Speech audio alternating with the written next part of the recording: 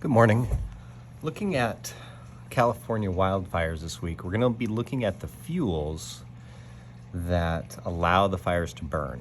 And there's several different properties of fuels in a fire or wildfire that either cause the fire to be much larger or much smaller.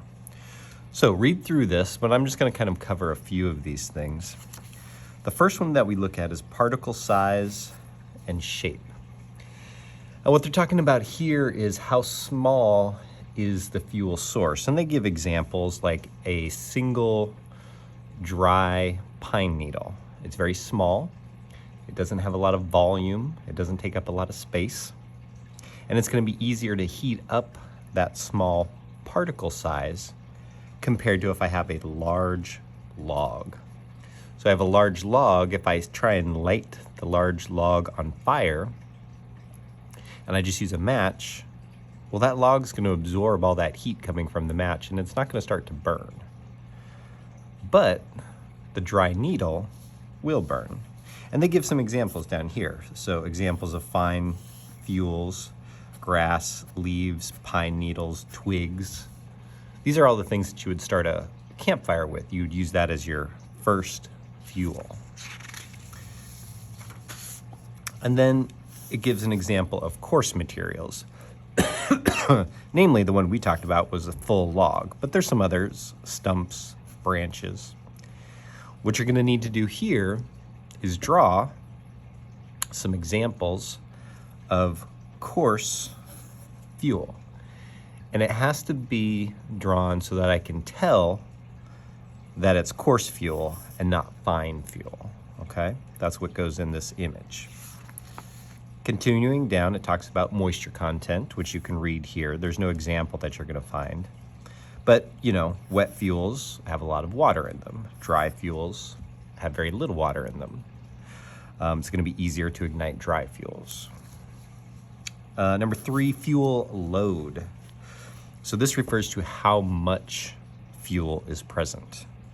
And again, they'll give some examples, but if you have a heavy load, then your forest floor is full of dry needles, dry leaves, dry branches and twigs, and it's just layers and layers of it, a lot of it. That's a heavy load.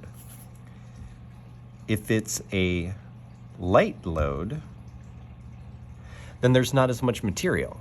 There's literally like very few dry leaves on the ground. That would be an example of a light load where they're kind of scattered about, or very small piles, very small clumps, rather than the whole forest floor being covered with the dry leaves.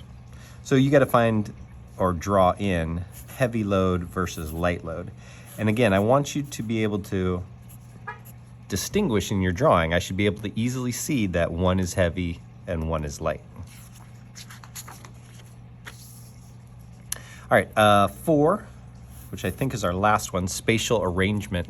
That's how closely together the fuel particles are. So are they arranged where they're, well, hold on, let's go through each one.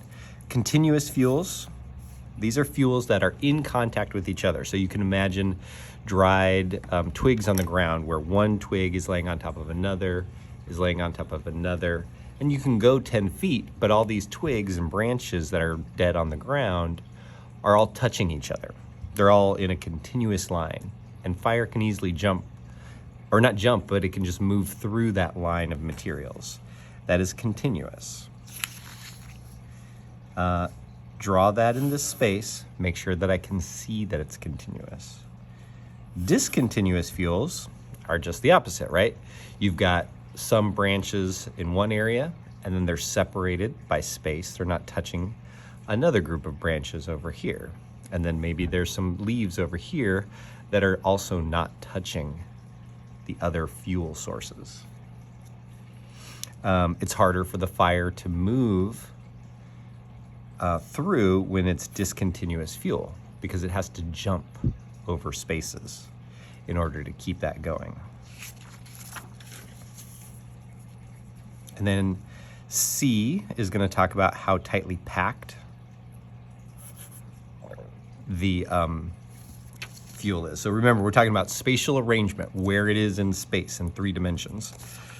C is if it's very tightly packed, that's going to present its own problem. Some cases, it's so tightly packed that it won't burn very easily. It almost acts like a solid piece of fuel rather than a layer of fine fuels. So tightly packed, it's all compressed, it's all smushed together. And then D, loosely packed.